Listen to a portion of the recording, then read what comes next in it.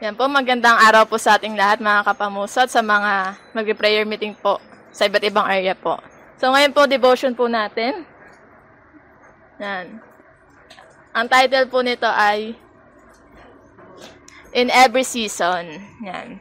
So pag-aralan lang po natin ano po yung pwede pong maranasan na season po ng isang Kristiyano or even ng tao habang nabubuhay siya.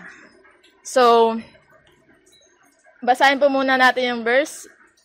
Yung English tsaka yung Tagalog po in 3, 2, 1.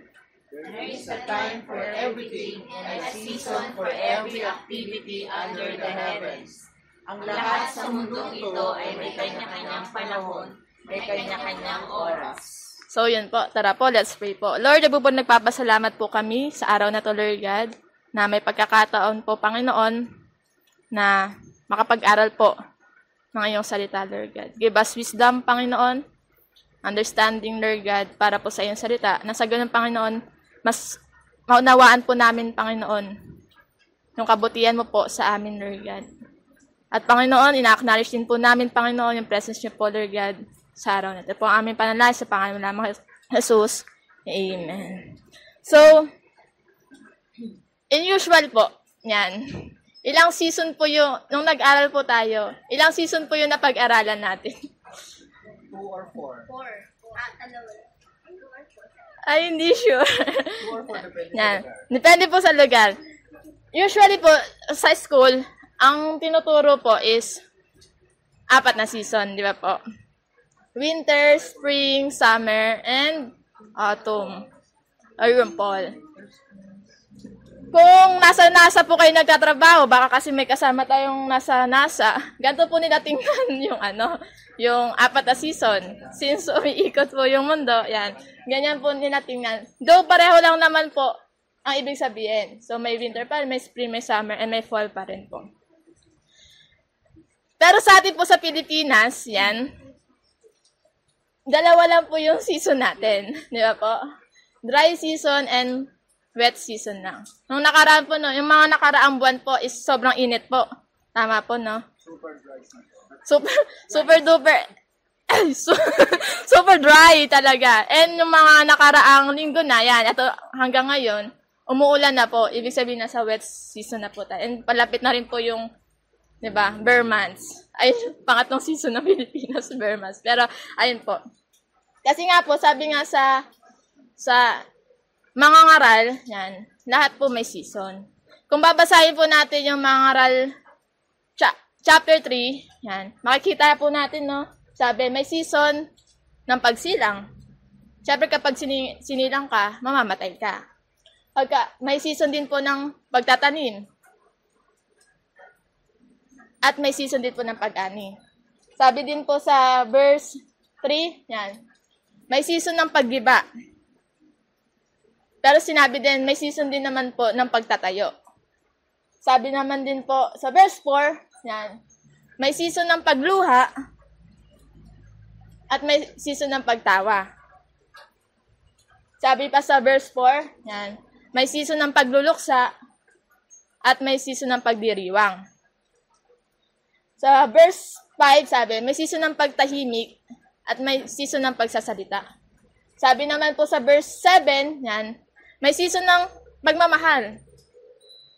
At minsan, may season din ng pagkapuot. And last, sabi sa verse 8, may season na digmaan and may season ng kapayapaan. Kung mapapansin po natin sa bawat binigay po na example, may positive, may negative. Yan po. And ang ano po natin dyan, lahat po tayo, pwede po nating maranasan yon. Walang exemption po. Kristiyano ka man, pastor ka, anak ka ng pastor, asawa ka ng pastor, lahat po yan, pwede po nating maranasan. Kasi nga po, sabi nga po sa chapter 1, there is a time for everything and a season for every activities. So, pag-aralan po natin ngayon, yung 4 po na season na binanggit po natin nung una, na pwede po nating i-relate po sa buhay po natin. Una po is yung winter. Yan. Yung winter po, which is the season of storms. Sa mga nakakaranas po ng 4 na seasons po na bansa, sabi po nila, ang winter po yung pinakamalamig na season nila. And to the point po, na yung season po na yan, nagkukos po ng storm. Ganito po yung example, Yan. Kapag super lala po ng winter, po, ganyan po yung nagiging example. Pero dahil hindi tayo makarelate, yan, ang storm po natin, ganyan. Yan po. Yan, para lang walang yellow, pero ganyan po yung yung nararanasan nating bagyo. Ang bagyo po sa atin, nadedetect siya, tama po? Madalas po, weeks pa lang po, pinapaalalahanan na po tayo sa balita, oy, mag-empake na kayo. Di ba po? Kasi ganto mangyayari, ganto kalakas po, sa gantong araw po, papasok yung bagyo. Pero ang nakakalungkot po, kahit po may warning na siya, marami pa rin pong nagiging biktima po ng bagyo. Di ba po? And same with us po, no? Na minsan po sa atin, kahit aware tayo, na hindi, yung magiging bagyo natin, nakikita na pipredict natin, minsan. And minsan yung bagyo, di ba po, sa totoong buhay yung bagyo, cause naman talaga siya ng tao, madalas. Di ba po? And same with us, na yung bagyo po na pinagdadaan natin, minsan, consequence po siya ng mga ginagawa natin.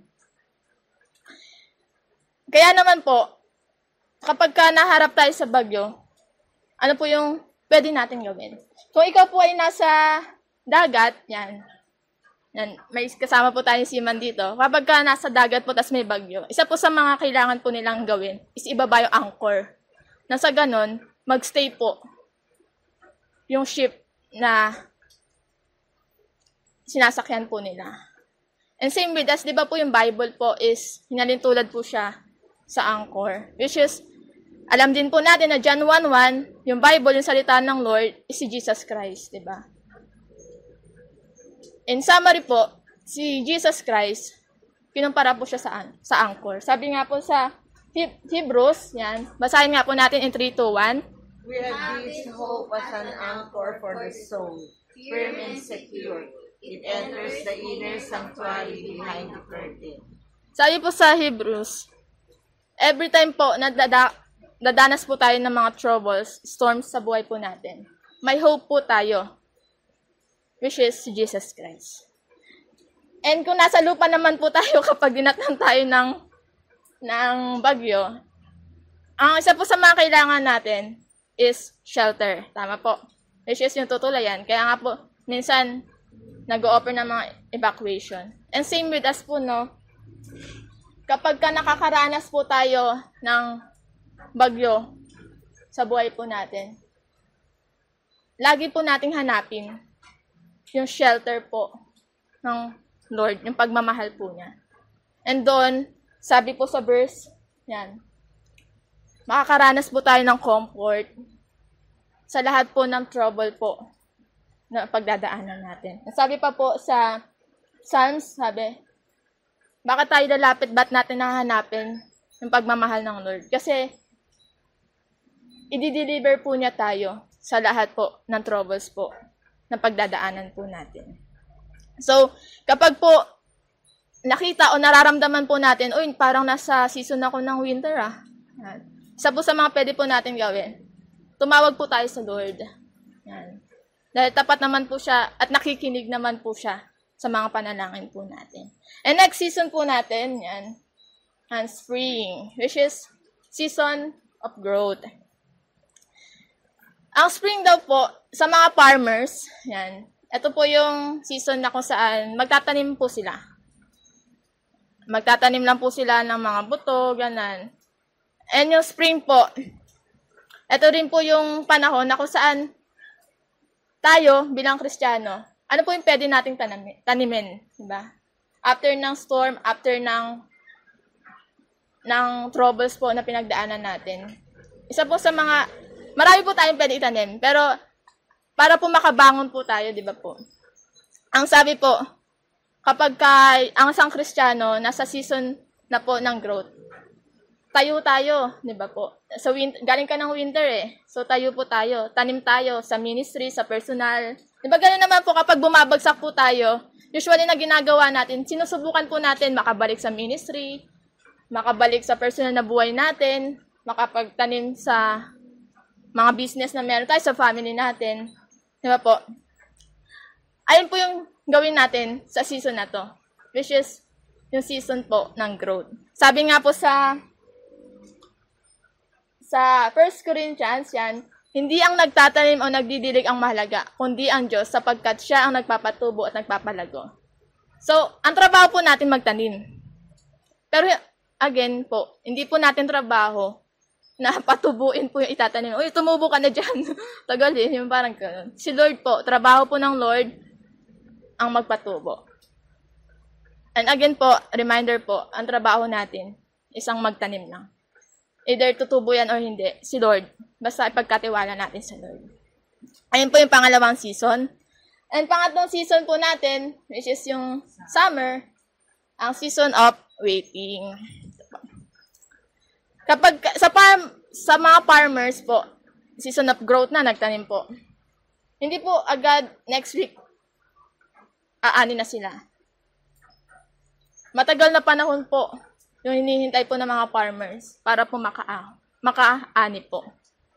And same with us po, no, kapag nagtanim po tayo, wag po natin asahan na bukas meron ng tubo. Hindi po ganun ang proseso po ng pagtatanim.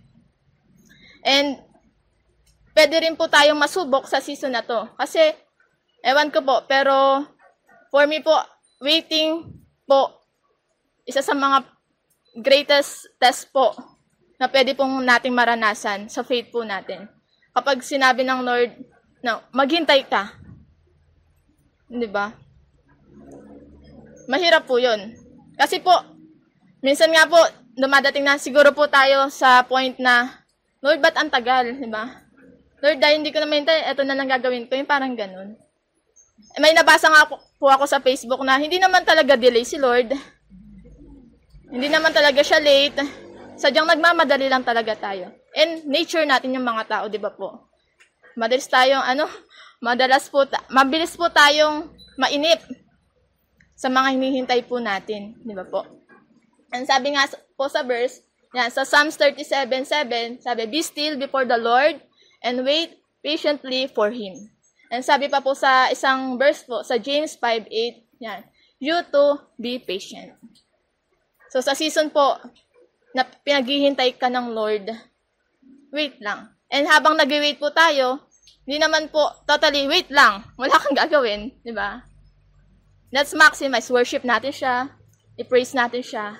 Nasa ganun, mas maging worth it yung paghihintay natin. And yung last na season po natin which is yung fall. Ito na po yung season po ng success. After po ng storm, after po ng pagtanimin ka ng Lord, at after po ng waiting season po na meron ka, dadako po tayo sa season po ng success. So sa success po, ito na po yung harvest time. Wow. Ito yung pinakamasayang di ba? Season. Pero ang reminder po, at sana po maging aware tayo, kapag po kasi di ba super success na po, or madalas po na isang tao, mas madali po niyang nakakalimutan si Lord. Ayun naman po ang maging sa atin, no? Reminder. Kapag nasa season po tayo ng fall or success, remind po natin sa sarili natin na etong success ko galing to kay Lord. So wag po natin kalimutan si Lord sa season na to. Kasi po sabi po sa verse, yan, ang magsasakang nagtatrabahong mabuti ang siyang dapat unang makinabang sa bunga ng kanyang pinaghirapan. So, ganyan katapat si Lord, di ba po? Siya nagpatubo, pero sa atin pa rin po ibibigay yung blessing. Kaya po ang hamon sa atin sa season na to, yan, i-celebrate natin. Wala pong masama kapag nagse-celebrate. Hindi po yung kayabangan, hindi po yun kaastigan. Sineselebrate po natin yung kabutihan ng Lord, di ba po? Ayun po yung itatak po natin sa isip natin. And, syempre po, share. Yung yung success po natin, i-share po natin. Di ba po? Maging bukas palad po tayo. And, syempre, hindi naman po lahat i-share natin. Kailangan din po natin mag-save para po sa future. So, hindi natin uubusin. Hindi tayo one day billionaire kung pera man yung blessing na yan or sinakses mo. Pero ayan po ang hamon sa atin. Celebrate, share, and save sa season ng success. So, to conclude po, yan. Sa 4 na season po yun, sure po ako, nasa season po kayo na isa doon. Yan po. Baka po nasa winter kayo, baka po nasa spring, summer, or nasa fall kayo. Ano man po yan, sure ako na sinasamahan ka rin po ng Lord. Kaya naman po, yan, tandaan po natin, yan, in every season, God is faithful. Nagbabago man po yung season na pinagdadaanan natin, yung Lord po natin is hindi nagbabago. At hindi kailanman magbabago. Mananatili po siyang tapat, manatili po siyang kasama po natin sa season na yan. Pangalawa po, yan, in every season, seek God. Hindi porket po nasa winter season ka, malungkot, di ba? Masakit sa puso, hindi mo na isisik si Lord. Diba po? Or nasa success ka, nakalimutan mo si Lord. Hindi po ganun. Kaya nga po ang paalala po sa atin, every season, isik natin si Lord. And next po, yan. In every season, there's a purpose. Kung dumadaan ka po sa storm, baka po may tinuturo si Lord. Diba po? Baka po may pinapaintindi si Lord. Kung nasa waiting season ka po, baka same lang po, may tinuturo, di ba po? Baka may binabago po sa'yo, yung parang ganun po. So, lahat po may purpose, hindi po siya chamba-chamba. Wala po tayong chamba-chamba dito, di ba po? Kasi po lahat, alam ng Lord. Lahat nakikita po ng Lord. So, in every season po, may purpose po yan. Hanapin nyo po. Pina-assignment, pero hanapin nyo po. Yun po. And, as we end po, ito po ang pinaka-ano po natin. Let's embrace every season of life. Yakapin po natin yung bawat season po ng buhay po natin. Yakapin po natin ito ng may galak at kasiguraduhan po na kasama po natin si Lord sa season na to. Ayun lang po, let's pray po. Tara po, let's pray. Lord, nagpapasalamat po kami sa message po, Panginoon, na binigay niyo po sa amin. Lord, we pray, Panginoon, na kung nasaan po, Panginoon, season, yung mga kasama po namin sa church, even sa bahay po, Panginoon. Lord, mas i-remind niyo po kami, Lord God, na kailangan ka po namin, nakasama ka po namin, Panginoon. Ganit, Panginoon, tinataas din po namin, Panginoon, prayer, Panginoon. Kami po, Panginoon, yung attitude po namin, sa season po, na nadaanan po namin, baguhin niyo po kami. Lord God, turuan, samahan, patuloy na pagtiyagaan, Panginoon. Patuloy na saluhin, Panginoon, sa season po ng buhay po namin. At Lord God, ina-acknowledge ka po namin, sinasabi po namin na kailangan ka po namin, Panginoon, sa buhay po namin. Ito po ang aming panalangin sa pangalan lamang Jesus. Amen.